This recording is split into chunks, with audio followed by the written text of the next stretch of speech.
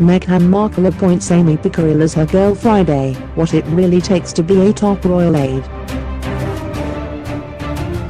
While the eyes of the world will be on the bride, it's Amy Pickerill who will be responsible for making sure Meghan impresses as a full-time royal.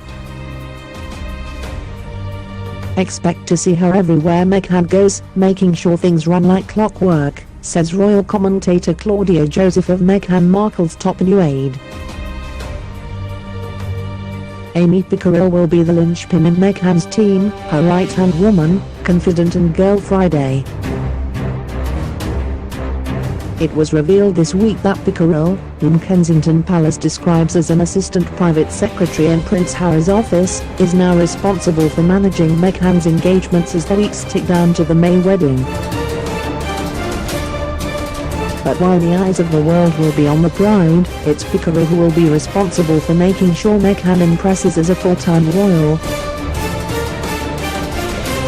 The former RBS media relations manager, who was with the bank for 5 years, will be expected to plan the royal diary, handle Meghan's correspondence, and make sure she's fully briefed for engagements. Pickerill, who has worked for Kensington Palace for 18 months, was pictured with Meghan during one of her first official engagements with Prince Harry in Edinburgh, holding flowers given to the actress by a member of the public. There's got to be trust, there's got to be respect, and there's got to be the understanding that the person who is with you is going to offer you the best advice there is. Dickie Arbiter, the Queen's former press secretary. Busy royals can be in France for breakfast and Scotland for dinner, says former royal aide Alex Bomberg, who worked at Kensington Palace in the 1990s.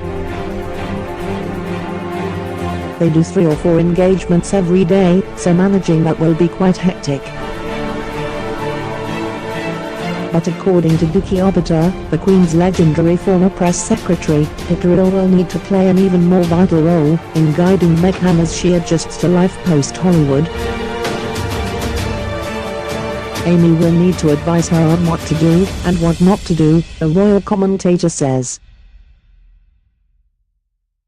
Having been an actor and an independent free spirit on the other side of the pond, coming here Meghan needs to learn what she can do and what she can't do.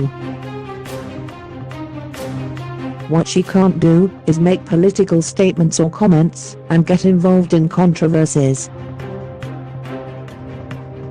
Arbiter, who was also media manager for Prince Charles and Princess Diana during his 12 years at Buckingham Palace, adds, when it comes to a royal private secretary, there's got to be trust, there's got to be respect, and there's got to be the understanding that the person who is with you is going to offer you the best advice there is. The chemistry has to be right. Obviously, Meghan Markle feels the chemistry is right.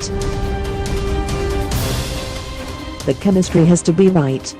Obviously, Meghan Markle feels the chemistry is right.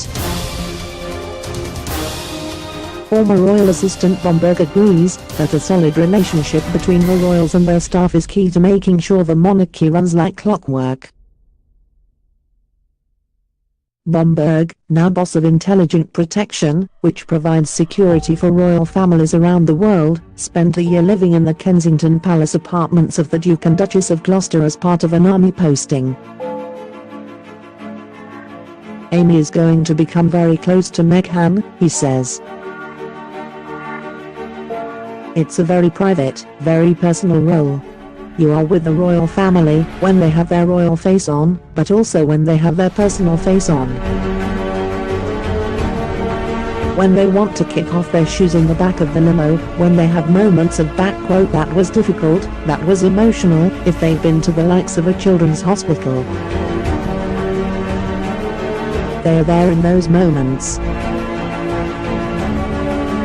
When approached for interview, one former equerry, a type of senior attendant traditionally responsible for the royal family's transport, told HuffPost UK that the trust between royals and their aides is so great, there's an unwritten understanding among staff that they will not speak to the media, even after stepping down.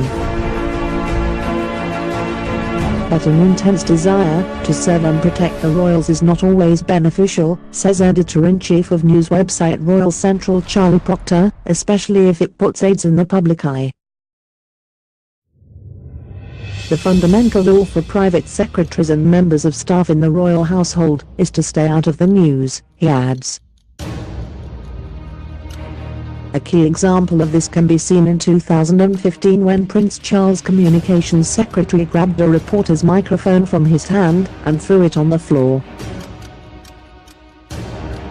Amy Pickerill, who was reportedly nicknamed the Colonel by one client, made headlines when she body-blocked Channel 4 reporter Michael Crick while he attempted to doorstop the Prince of Wales, pulling apart the journalist's microphone.